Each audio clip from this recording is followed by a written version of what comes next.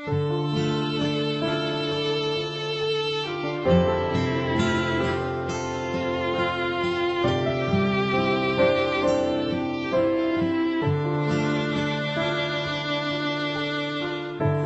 កឯងនៅឆ្ងាយឆ្ងាយដាច់អា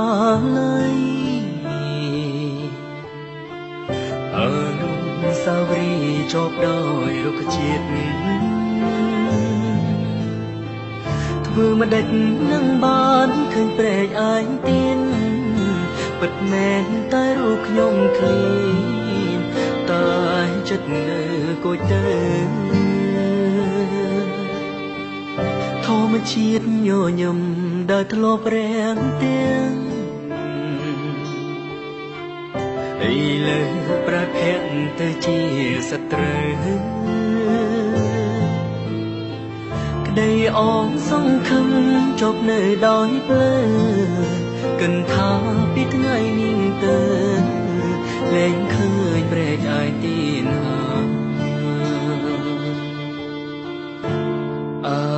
នុស្សាវរីយ៍ដែលជាប់នៅដោយទីហាំមើលឃើញគ្រាថ្មីថ្មីដើមឈើធំធំដែលម្លប់ត្រឈើ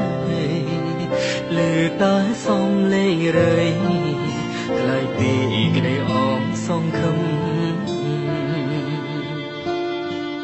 គូព្រេងដែលខ្ញុំគិតថាមិនព្រួត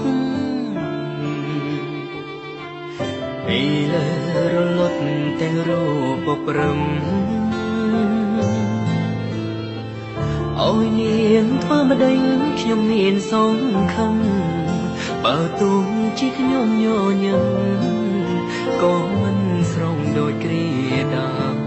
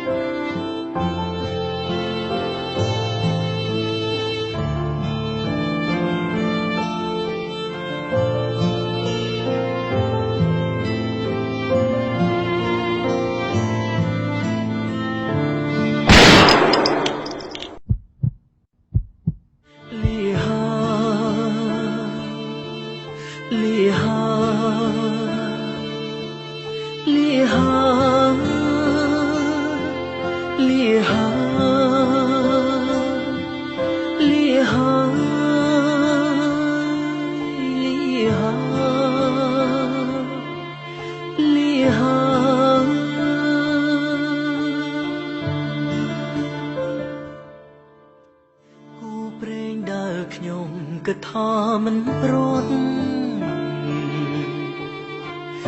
ឥឡូវរលត់ទាំងរូបព្រំឲ្យនាងធ្វើម្ដេចខ្ញុំមានសង្ឃឹមបើទោះជាខ្ញុំញញឹមក៏មិនស្រង់ដូចគ្រាដា